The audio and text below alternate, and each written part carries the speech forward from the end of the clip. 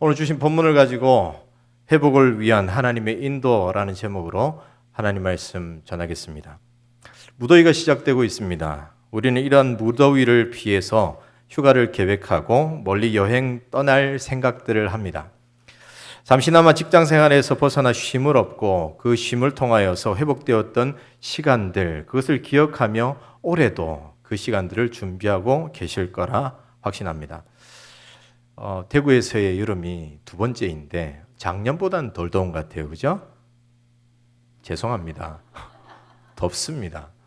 앞에서 찬양하는데 더워서 계속 이렇게 땀 닦고 있었습니다.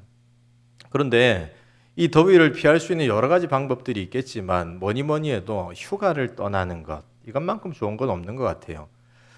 휴가를 떠났는데 물론 더운 베트남이나 괌이나 이런 데 가는 분들도 있습니다. 그러나 이 무더위를 떠나는 의미 말고도 쉼을 통하여서 충전하고 그 충전된 것을 가지고 다시 사회로, 다시 직장으로, 다시 가정으로 돌아가는 것만큼 행복한 일은 없는 것 같습니다.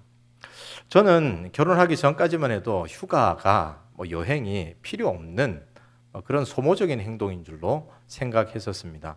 물론 없이 자라서 휴가, 여행 이런 것을 생각하지 못한 그런 삶이었기 때문이기도 하지만 한번 생각해 봅시다. 휴가를 가기 위해서 준비를 하고 가서 그만큼의 돈을 써야 하고 열심히 다닌다고 피곤하고 그리고 갔다 와서 또 정리를 해야 하고 요독을 풀기 위해서 또 쉬어야 하고 얼마나 소모적입니까? 그런데 결혼을 하고 함께 휴가를 지내고 아이들과 함께 지내보니 이게 소모적인 활동만은 아니라는 것을 알게 되었습니다. 비록 가는데 준비와 가서 돈이 들고 가서 피곤하고 갔다 와서 또 피곤하지만 그럼에도 불구하고 휴가 때 얻어 가지는 것들이 많이 있다는 거죠. 그렇게 얻은 것들을 가지고 남아있는 6개월의 직장 생활 그리고 또다시 다가올 6개월간의 직장 생활을 열심으로 다할 수 있더라는 거죠. 우리는 이렇게 휴가를 통하여서 쉼을 얻고 그 쉼을 통하여서 회복하고 우리 육체에 맡겨진 여러 가지 일들을 감당합니다.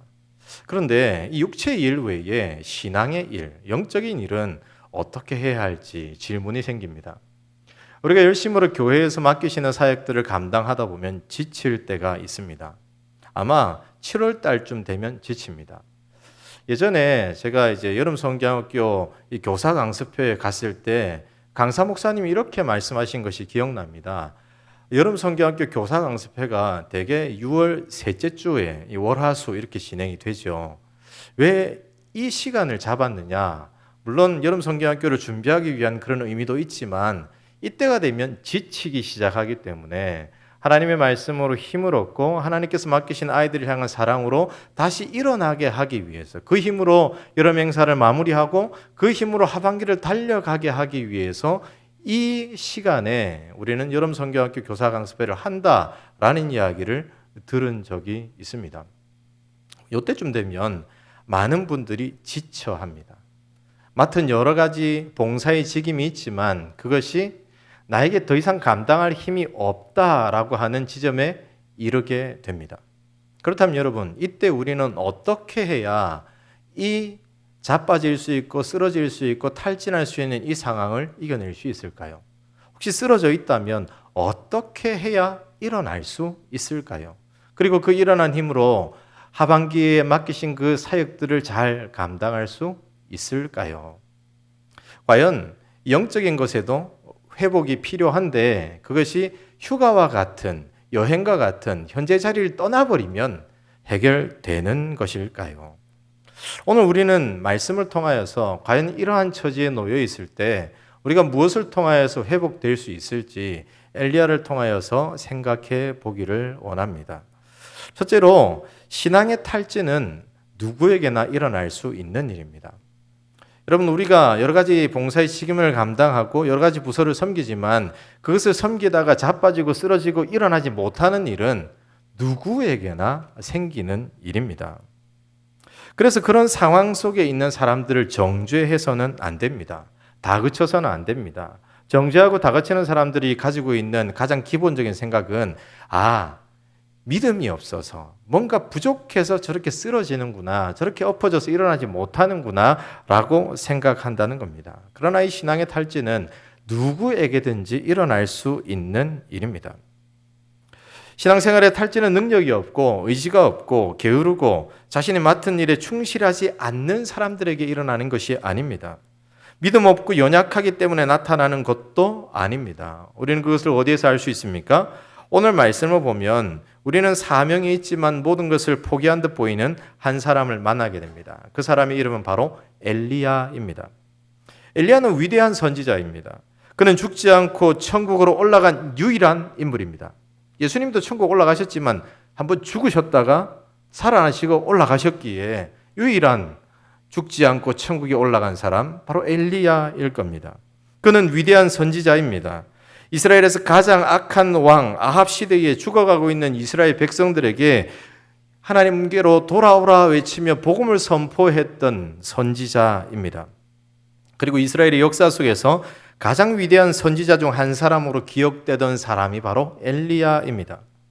예수님께서 가이사랴 빌립보에서 제자들에게 이렇게 질문하셨죠. 사람들이 나를 누구라 하더냐? 그랬더니 들려오는 대답이 이렇습니다. 세례 요한, 엘리야 혹은 예레미야 중 한 사람이라 합디다. 여기 엘리야가 등장합니다. 그만큼 그 시대를 살아가던 사람들 중에서 정말 참 선지자라고 하면 몇 손가락 안에 뽑을 수 있는 사람이 바로 엘리야였다는 겁니다. 또한 예수님께서 변화산에서 변화되셨을 때 그 장면을 보면 모세와 엘리야와 함께 있었죠. 모세는 율법의 대표입니다. 그리고 엘리야는 선지자의 대표입니다. 하나님께서 그를 선지자 중에 대표로 인정하시고 그를 예수님과 함께 변화산에서 나타내 보이신 사건이지요. 그렇다면 하나님께서 그를 어떻게 생각하시는지 잘 알 수 있습니다. 또한 엘리야는 사역할 때 정말 불같이 사역했던 인물입니다. 그는 여호와의 이름으로 선포하여서 이스라엘에 수년 동안 비를 오지 않게 만들었던 사람입니다. 그리고 그 3년 6개월이 지난 후 다시 하나님께 기도하여 비가 내리게 만들었던 하나님의 능력이 그와 늘 함께 하였던 사람입니다. 그뿐 아닙니다. 아합이 섬기던 이세벨이 섬기던 바알과 아세라 우상의 추종자들과 갈멜산에서 싸워 승리하고 그들을 모두 죽였던 사람이 바로 엘리야입니다. 그만큼 담대함이 있었고 그만큼 하나님의 능력이 그와 함께 했습니다. 그런데 지금 우리가 읽은 말씀 속의 엘리야는 어떠합니까? 그는 어디에도 예전과 같은 용감하고 담대한 모습을 찾아볼 수가 없습니다. 용맹스러웠던 선지자라고 말하기보다도 한 군대를 이끄는 대단한 사람이라고 평가할 수 있을 법한데 그런 담대함이 어디에도 없습니다. 오늘 우리가 읽은 본문 4절 말씀 함께 읽어보겠습니다. 4절입니다. 시작. 자기 자신은 광야로 들어가 하룻길쯤 가서 한 로뎀나무 아래에 앉아서 자기가 죽기를 원하여 이르되 여호와여 넉넉하오니 지금 내 생명을 거두시옵소서 나는 내 조상들보다 낫지 못하니이다 하고. 엘리야의 지금 상황이 어떻습니까? 지쳐 있습니다. 그래서 하나님께서 자신에게 맡기신 사명이 있음에도 불구하고 자포자기한 심정으로 자기의 심정을 토로하고 있습니다. 사랑하는 성도 여러분, 엘리야와 같이 하나님의 사람, 불같이 사역하던 사람, 그 사역 속에 많은 역사가 나타났던 사람도 오늘 자포자기하여 탈진하여 쓰러져 있는 것을 보게 됩니다. 따라서 신앙의 탈진과 자포자기는 개인의 신앙과 믿음과 관계된 것이 아니라는 것이 알게 됩니다. 아무리 신앙 좋은 사람이 있다 할지라도 믿음의 뿌리가 강한 사람이 있다 할지라도 이렇게 될 수 있습니다. 왜냐하면 마귀는 조금만 틈이 있어도 그 틈을 파고들어서 그를 넘어지게 하고 바짝 넘어져서 일어나지 못하도록 끊임없이 공격하기 때문입니다. 이런 공격 속에서 사명을 향한 걸음을 떼어나가지 못하게 만들어 버립니다. 그렇다면 여러분, 무엇이 엘리야를 탈진하게 만들었을까요? 무엇이 열심으로 섬겼던 그 선지자직까지 내어버리겠다 말할 정도로 그는 엎어져서 일어나지 못하는 상황이 되었을까요? 두 번째로 신앙의 탈진은 모든 기대가 무너졌을 때 찾아옵니다. 우리를 넘어뜨리고 우리를 탈진하게 하고 우리를 일어서지 못하게 하는 가장 중요한 요인은 믿음이 있고 없고가 아닙니다. 우리가 기대했던 것들이 무너질 때 우리가 소망했던 것들이 전혀 나타나지 않을 때 우리는 포기하고 탈진하고 절망스러워합니다. 3절 상반절을 보면 이렇게 말씀하고 있습니다. 그가 이 형편을 보고 일어나 자기의 생명을 위해 도망하여. 그의 형편은 무엇일까요? 그의 형편은 1차적으로는 바알과 아세라 선지자들의 수장 이세벨의 살해 협박입니다. 그런데 불같이 사역했던 엘리야가 늘상 그래왔던 이런 이야기를 듣고 탈진했던 걸까요?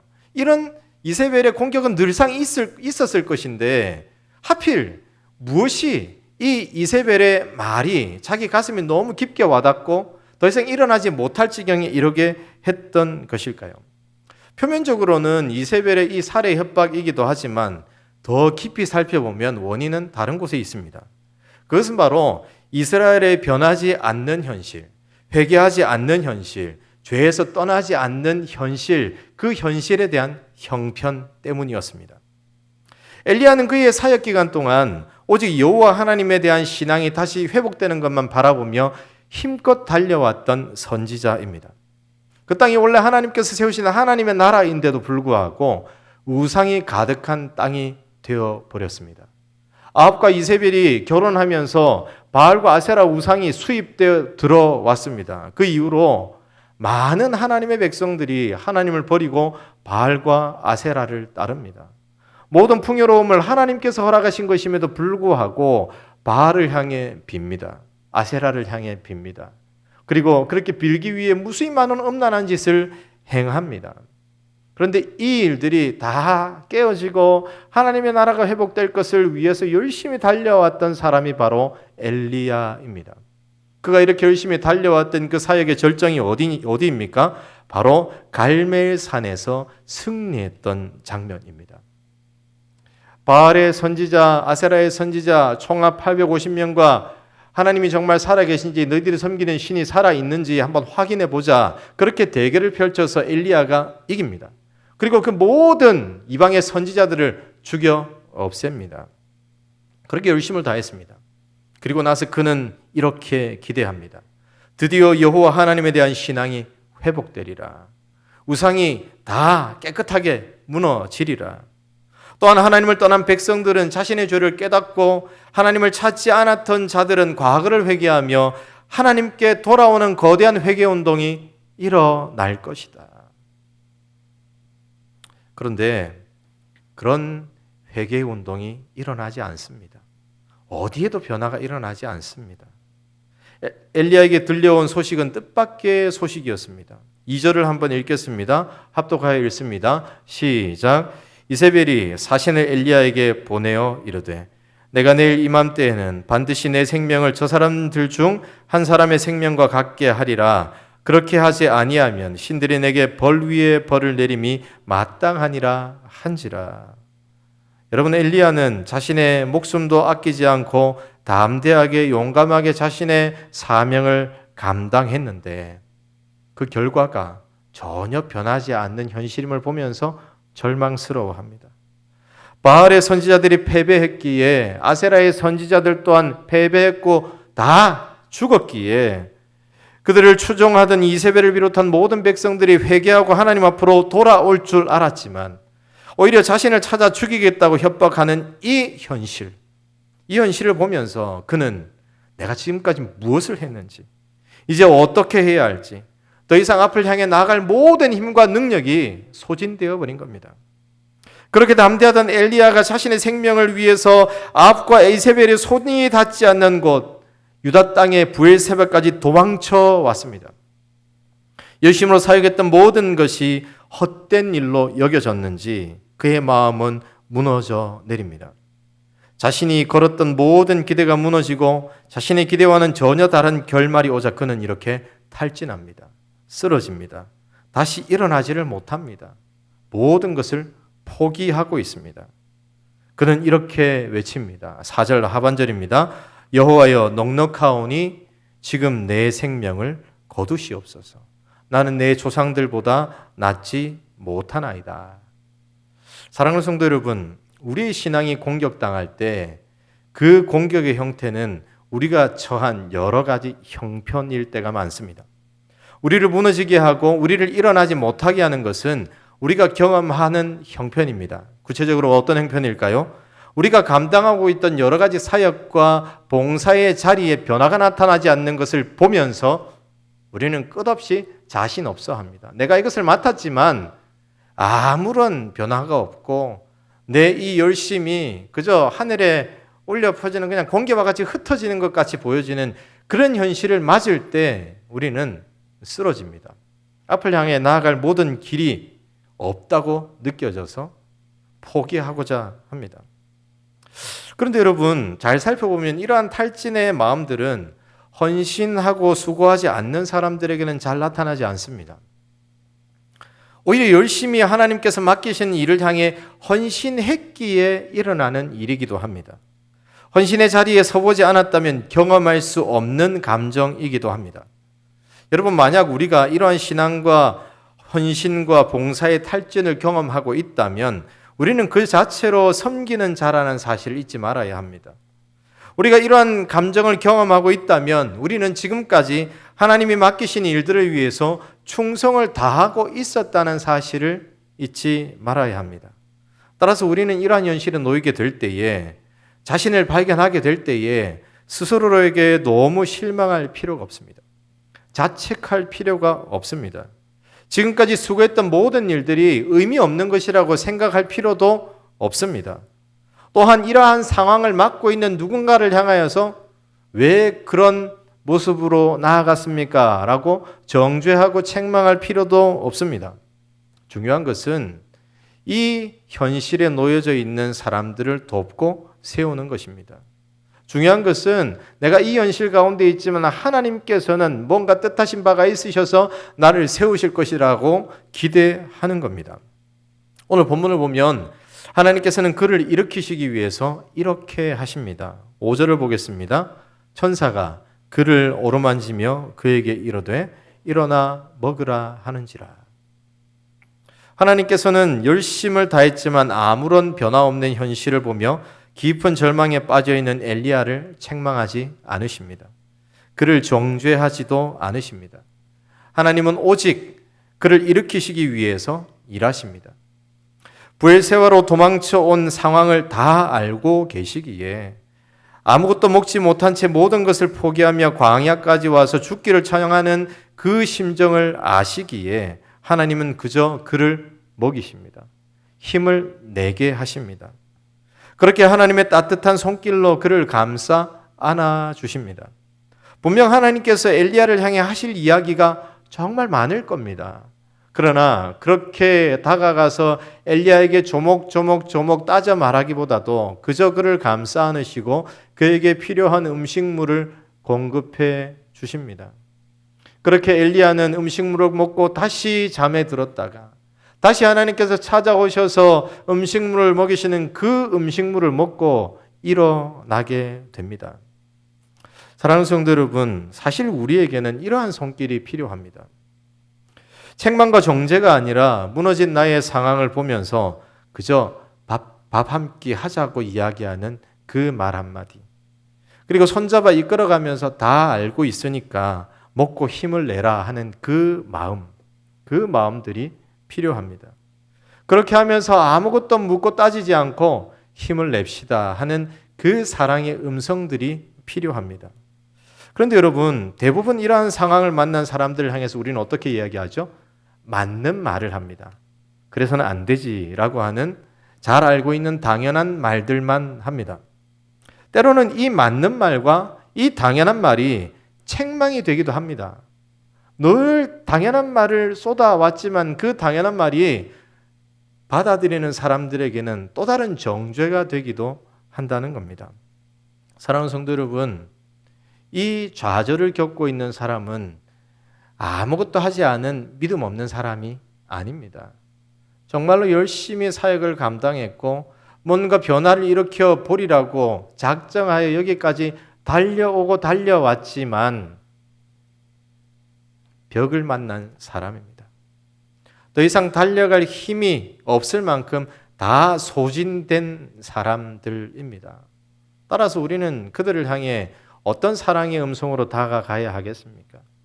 하나님께서 엘리야에게 오셔서 엘리야를 어루만지고 엘리야에게 먹을 것을 공급하셨던 것처럼, 그에게 지금 위로가 필요한 것처럼 그 하나님의 마음으로 다가가는 모습이 필요한 줄로 믿습니다. 바라기는 우리가 그러한 상황을 만날 때, 또 그런 상황을 만나는 사람들을 볼 때 이러한 하나님의 사랑으로 다가가서 감싸 안아주는 모든 하나님의 백성들 되시기를 주 예수님의 이름으로 축복합니다. 그렇다면 여러분, 회복은 언제 일어날까요? 하나님께서 먹이셨습니다. 힘을 얻었습니다. 그런데 그 자리에서 회복시키지 않는다는 것을 우리는 알게 됩니다. 세 번째로, 하나님의 이끄심에 순종할 때 신앙의 탈진은 회복으로 바뀝니다. 탈진하여 모든 것을 내려놓고 포기할 때 찾아오신 하나님은 필요한 것을 공급하시고 쓰러져 있는 자를 세우시지만 거기에서 신앙의 회복을 허락하지 않습니다. 하나님께서 원하시는 특별한 장소로 이끄십니다. 그때 순종함으로 하나님의 인도하심을 따라 나서야 합니다. 그때 비로소 회복이 일어납니다. 그때 탈진을 벗어버리고 무너진 마음을 딛고 일어나 하나님이 맡기시는 사역을 향하여서 더욱 힘껏 달려갈 수 있는 줄로 믿습니다. 오늘 본문을 보면 하나님께서는 엘리야에게 먹을 것을 공급하신 후에 그를 이끌고 호렙산으로 데려가시는 것을 보게 됩니다. 그리고 엘리야는 그러한 하나님의 이끄심에 순종합니다. 40주 40야를 하나님의 이끄심을 따라 걷고 또 걸어서 호렙산에 갑니다. 저는 이 대목을 보면서 중요한 질문을 던져보았습니다. 왜 하나님께서는 엘리야가 힘들어 지쳐있고 죽고 싶을 만큼 탈진한 상태인데 굳이 호렙산까지 이끌고 가셨을까 하는 질문입니다. 호렙산까지 가는 길은 사막의 길입니다. 지쳐있고 탈진한 엘리야에게는 너무나도 힘든 길입니다. 그런데 왜 그곳까지 데리고 가셨느냐는 겁니다. 더욱이 거기까지 며칠을 걸었습니까? 40주야를 걸었습니다. 너무나도 힘든 여정입니다. 지친 엘리야를 더욱 지치게 만드는 일은 아닐까요? 왜 하나님께서는 로뎀나무 아래에서 죽기를 청하는 이 엘리야에게 로뎀나무 아래에서 회복을 허락하시면 참 좋을 텐데 그곳이 아닌 호렙산까지 이끄셨던 것일까요? 여러분, 이런 질문이 생기지 않습니까? 왜 호렙산인가?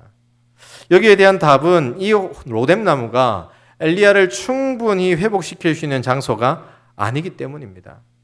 엘리야는 로뎀나무 그늘에 앉아 있습니다. 그런데 여러분, 로뎀나무는 어떤 모습을 가지고 있을까요?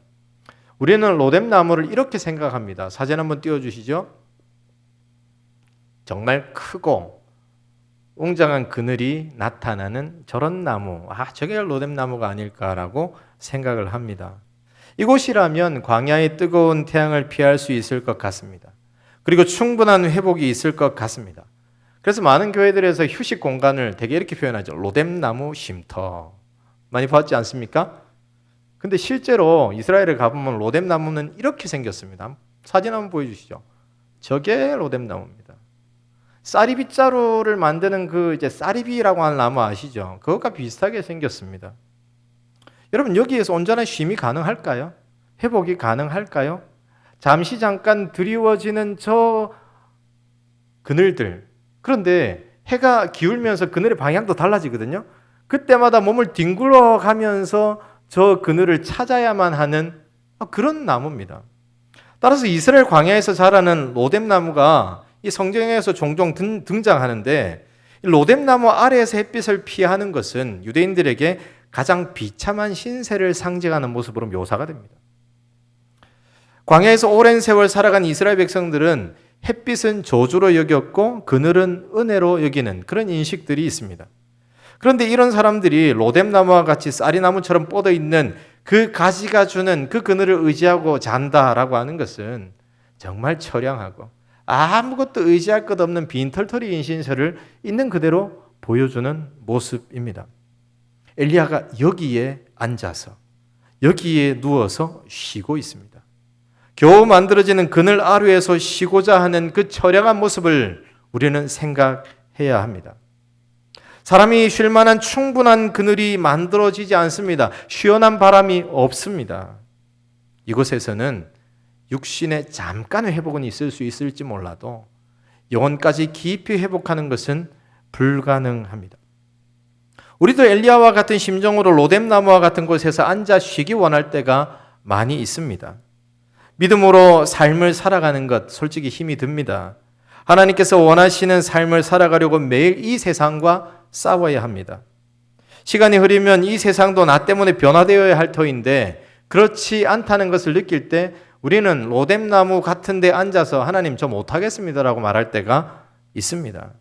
내가 다니는 직장에서 변화를 구해보고 한 사람이라도 전도해보려고 하고 가정에서 믿지 않는 나의 가족들을 전도하려고 애를 쓰고 애를 썼는데 아무런 변화 나타나지 않을 때에 우리는 로뎀나무와 같은 곳에 앉아서 하나님 저 못하겠습니다라고 외칠 때가 있습니다. 여러분 어디 세상뿐인가요? 교회에서도 마찬가지죠. 우리가 교육부서를 섬기고 구역장 권찰로 섬기고 또 전도부로 섬기고 새가족 양육부로 섬기고 많은 곳에서 그 섬김의 직임을 담당합니다. 그런데 그곳에서 열심으로 감당하지만 아무런 변화가 일어나지 않을 때 우리는 탈진하여 쓰러지고 하나님 못하겠습니다. 그냥 저 여기서 그만할랍니다. 라고 로뎀나무와 같은 곳에서 안식하기를 원한다는 겁니다. 특별히 우리가 교육부서를 섬길 때 얼마나 열심히 섬깁니까? 우리 선생님들께서 우리 아이들 한 사람 한 사람을 위해서 열심히 매일매일 기도하시는 줄로 믿습니다. 소리가 작아서 제가 좀 당혹스러운데요. 아이들 한 사람 한 사람의 신앙이 온전하게 세워지길 위해서 매일매일 기도하는 줄로 믿습니다. 그리고 어떻게 하면 내가 전하는 이 공과의 주제, 말씀을 알 수 있을까? 끊임없이 노력하며 한 자라도 더 가르치려고 노력합니다. 뿐만 아닙니다. 있는 돈 없는 돈 다 털어서 아이들 모아서 맛있는 거 사주면서 그 관계를 더 아름다운 관계로 만들어 가려고 노력합니다. 그런데 그렇게 노력했음에도 불구하고 그 끝에 이 아이가 하나님을 전혀 알아가는 것 같지 않을 때, 이 아이의 결정이 전혀 믿음과 상관없는 결정일 때, 이 아이가 신앙의 토대 위에 세워진다고 생각되어지지 않을 때, 우리는 내가 뭐 하는 걸까? 나는 실패의 길을 갖고 있는 것 같고 내가 감당한 이 모든 사역이 의미 없는 것 같고 그 마음에 쌓여있는 울분들, 그 마음에 쌓여있는 자책감들 때문에 로뎀나무와 같은 곳에 앉아서 하나님 저 더 이상 못하겠습니다. 제가 뭐라고 교사를 합니까? 하나님 저 못하겠습니다. 제가 뭐라고 구역장을 합니까? 하나님 저 못하겠습니다. 제가 뭐라고 권찰을 합니까? 이렇게 쓰러져 있을 때가 있다는 겁니다. 그런데 여러분, 이런 마음을 가지고 엘리야와 같은 심정으로 겨우 누워서 햇볕을 피할 수 있는 곳에서 누워서 쉬기를 원하고 하나님 내년엔 교사 쉽니다. 그러면서 빨리 쉴 날을 바라보며 하루하루 기대의 삶을 살아간다면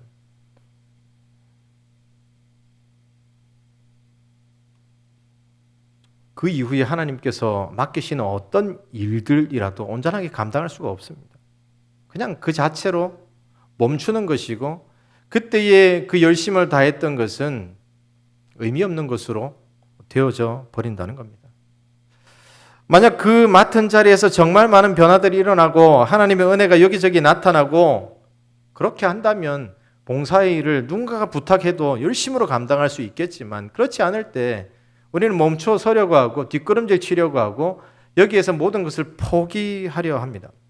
그런데 여러분, 이렇게 힘든 경험을 했기에 변화가 없다고 느껴졌기에 나는 아무런 일도 감당할 수 없는 자격 없는 자라는 사실을 느꼈기에 여기에서 내려놓고 포기하면 해결되는 것일까요? 너무 힘들어서 교사를 쉬고 너무 힘들어서 섬김의 자리를 내려놓으면 회복은 언젠가 우리에게 다가오는 것일까요? 우리 생각에는 쉬면 해결될 것 같아 보입니다.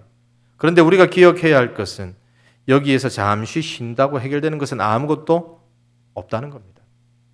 혹시 여러분 쉬기를 원하십니까? 쉰다고 해결되는 것은 없습니다. 혹시 쉬고 계십니까? 해결되고 계십니까? 아마도 이런 질문에 마음 깊숙한 곳에 이런 답이 나올 겁니다. 아니요.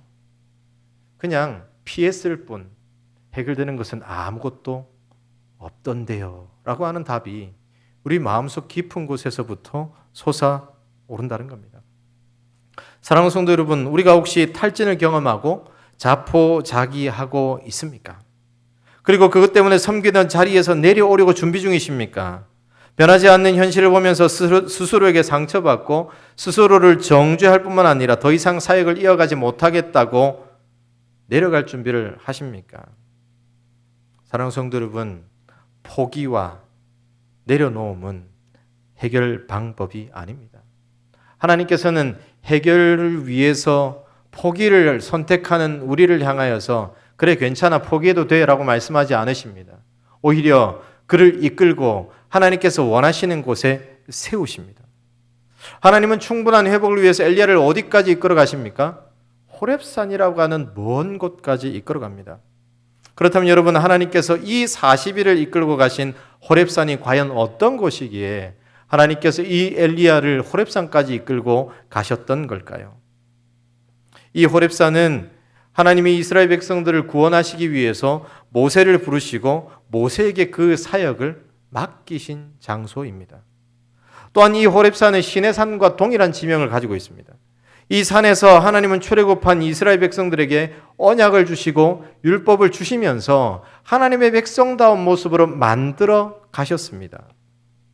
하나님은 이러한 역사와 일하심의 장소였던 호렙산으로 엘리야를 이끄십니다. 그리고 그에게 다시 회복해 하시고 다시 사역을 이어가게 하십니다. 그리고 다시금 하나님의 약속을 굳건하게 세우시고 하나님의 백성들을 온전하게 세우시겠다 말씀하십니다. 엘리야는요, 쉬기를 원했고 포기하기를 원했지만 하나님의 이끄심에 순종하며 여기까지 갔고 여기에서 참된 회복을 경험했습니다. 그리고 그 이후에 하나님이 맡기시는 더 큰 일들을 감당하게 되었습니다.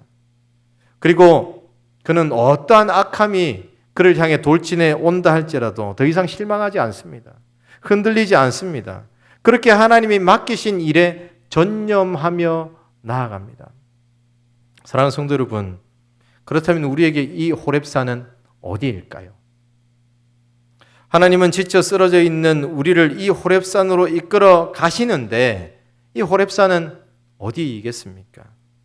우리에게 이 호렙산은 우리가 하나님을 만나 은혜를 경험한 장소인 줄로 믿습니다.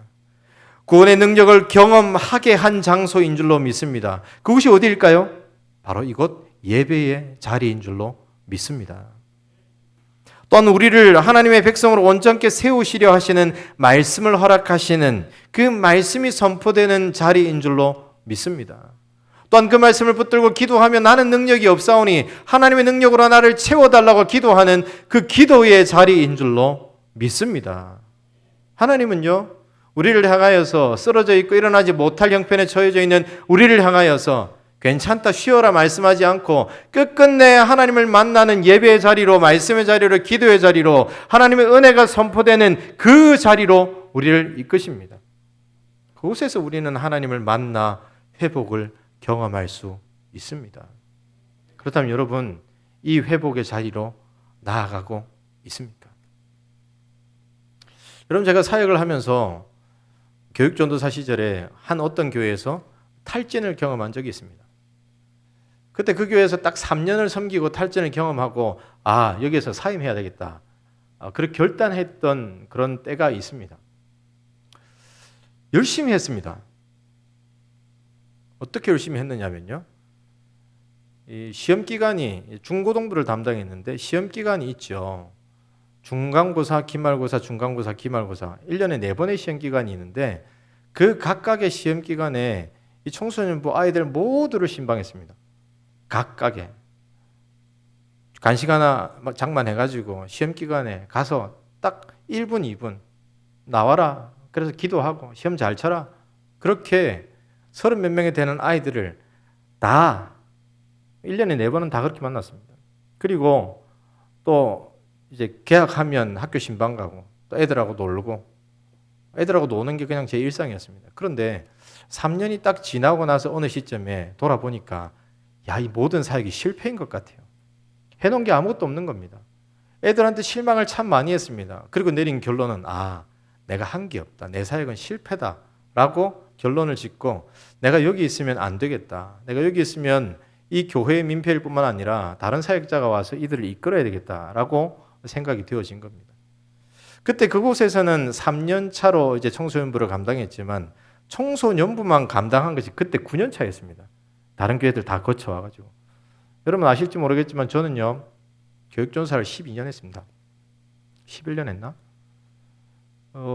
제가 원래는 신대원을 가야 되는데 이러저러한 이유로 계속 공부도 하지 않고 계속 뒤로 미루고 사역을 해야 되나 말아야 되나 그런 질문들도 참 많은 시기를 거쳐왔기 때문에 그 시기에 사역은 했는데 결과가 그렇지 않으니 너무 힘든 겁니다. 그때가 신대원 2학년 때였는데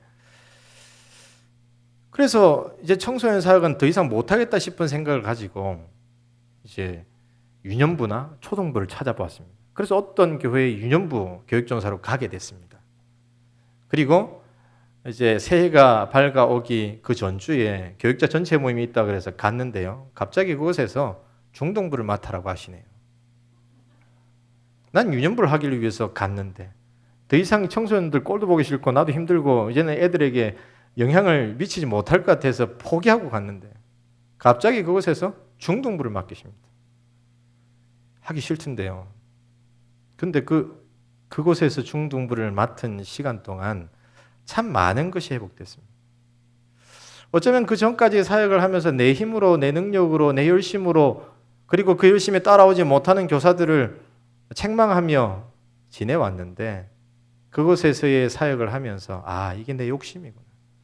하나님께서 이끌어 가셔야 되는데 하나님께서 이끄시는 사역이어야 되고 그 속에서 다 함께 이런 말이 있지 않습니까? 혼자 가려면 빨리 가고 같이 가려면 천천히 가라. 그때 함께 하는 법을 배우기도 했고 함께 모든 일을 감당하고 잘잘못을 따질 것이 아니라 함께 수고했다고 서로를 격려해주고 세워가는 법을 배우게 됐습니다. 어쩌면 그것이 하나님께서 저를 이끄신 호렙산이었던 것 같습니다. 여러분에게 호렙산이 어디입니까? 하나님께서는 무수히 많은 종류의 호렙산을 준비하시고 우리를 이끄시는데 그 대표적인 호렙산이 바로 이 예배의 자리인 줄로 믿습니다. 하나님의 말씀이 선포되어지는 자리인 줄로 믿습니다.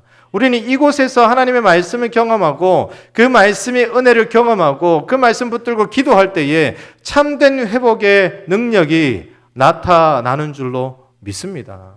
따라서 여러분, 내가 어려움을 겪고 있고 신앙의 탈진이 오고 모든 것을 포기해야 되겠다 싶을 때에 하나님께서 우리를 호렙산으로 이끄신다는 사실을 기억하면서 그 자리로 나와서 기도하며 하나님의 뜻을 구해야 할 줄로 믿습니다. 그때 변화가 일어납니다. 그때 새로운 일들이 시작됩니다. 바라기는 이러한 하나님의 이끄심에 순종하면서 하나님이 세우신 호렙산에서 하나님의 크신 능력으로 공급받고 새롭게 세워지는 우리 모든 하나님의 백성들 되시기를 주 예수님의 이름으로 축복합니다. 함께 기도하겠습니다.